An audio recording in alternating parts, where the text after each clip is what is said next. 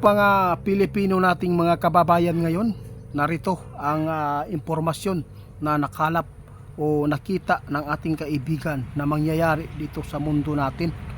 Nakakatakot man ito, kailangan talaga ang Pilipinas na maging handa. Hindi man po tayo naghangad na ito po ang mangyari, pero tandaan ninyo mga ipinapaabot ng ating kaibigan, hindi po natin alam kung kailan po natin makakasama yung mga kaibigan natin, kasi hindi man po tayo magkatulad, magkapareho, di ba kaibigan? Ano po ba ang impormasyon po na ito kaibigan para mapaabot natin, para maghanda ang mga tao? Na guys, ipinapahanda ng ating kaibigan po ngayon, no, ang mga Pilipino nating mga kababayan kahit saan man sulok ng mundo.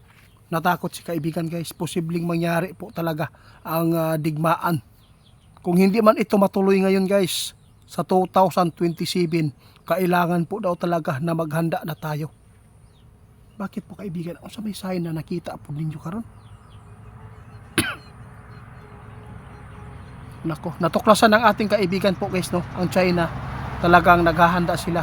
Ito na po ang plano na nakita ng mga kaibigan natin, na mayroon pong lugar na lulusobin po nila. Diyos ko, sana hindi po ang Pilipinas, pero kung malapit-lapit po dito sa atin yung bansa na yan, kailangan talaga na maghanda ang mga tao dito sa ating bansa, dahil po apektuhan tayo at Diyos ko.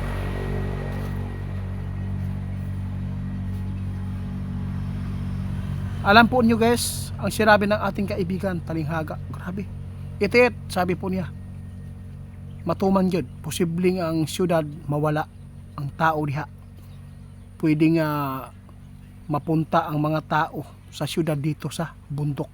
Kaya kailangan talaga guys, no, na alagaan natin ang ating kabundukan.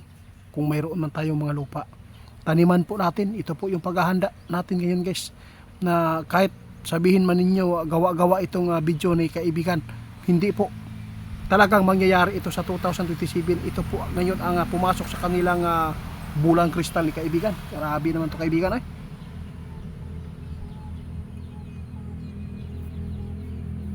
Sos. Guys, buabot yun ang panahon na ang taggutom sa tao, mauning gipaandam na kanunay sa atong amigo para makapananom ta. Dili man na madaot ang tanom nato sa bukid guys, no, ang pinakauna gyud kaayo na lusobon kini yung city. Mao nang giingon ni kaibigan, moabot ang panahon, no, darating ang panahon na ang tao sa syudad ay mawawala, dahil po kapag nagkaroon ng kaguluhan dyan, saan sila pupunta? Di ba dito papunta sa atin, dito sa kabundukan, sa probinsya. Kaya kung mayroon man mga followers natin dyan, subscriber, na may mga lupa kayo dyan sa bundok, malayo sa syudad, kailangan po natin alagaan. Ngayon pa lang, pwede na inyong taniman ng mga saging, kahit ano, na ito ay mabubuhay dyan sa lupa ninyo. Kaya salamat sa kaibigan natin ng mga impormasyon na tama si kaibigan. Alam po ninyo guys, ang Pilipinas nakita talaga ng ating kaibigan. Kung ikumpara tayo sa ibang bansa, kung ang Pilipinas makipagdigma sa China, sabi ng ating kaibigan, pulbos tayo, wala tayong laban. Yun po ang totoo. Aabot kaya tayo ng 1 month? Di ba kaibigan? Posible guys, hindi ay aabot. Kaya kung sino man po ang nakaupo ngayon, lalo na si Brownie naman, no, murag iro, Brownie, si Browner, no, wag na lang tayo magsayang pa ng laway, wag na lang tayo maghamon pa ng kaguluhan. Maging ano na lang, kalabitang neutral lang ta, dili ta makiapil-apil sa uban. Pasagda nato nang pabayaan natin yung iba dyan kung mahilig sa gulo, kasi wala tayong laban. Kahit ano pang gagamitan po natin sa pandigma, wala talaga, kulang talaga tayo, di ba kaibigan?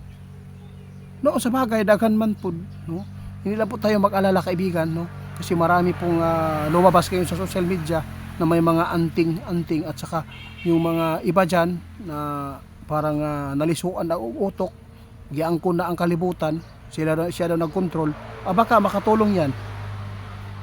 Oo. Diyos ko, grabe kakuyaw sa mga napaka delikado ang mga ano sa tawag, alikabika. Ito nakita ninyo, no? Kakilabot ang nakita ng mga kaibigan natin, guys. Grabe ang natuklasan po nila mangyayari, no? 2027 guys, posibleng mangyari na ang digmaan. Kung di man karon mahitabo guys, pero may kaguluhan talaga mangyayari dito sa ating bansa dahil po ito sa nangyayari na mga corruption. Abangan na lang po natin guys, ha. Kapag hindi ito mangyari sa taong ito, yung digmaan, China versus, iwan ko lang kung anong mga lugar na uunahin ng China paglusob, ha.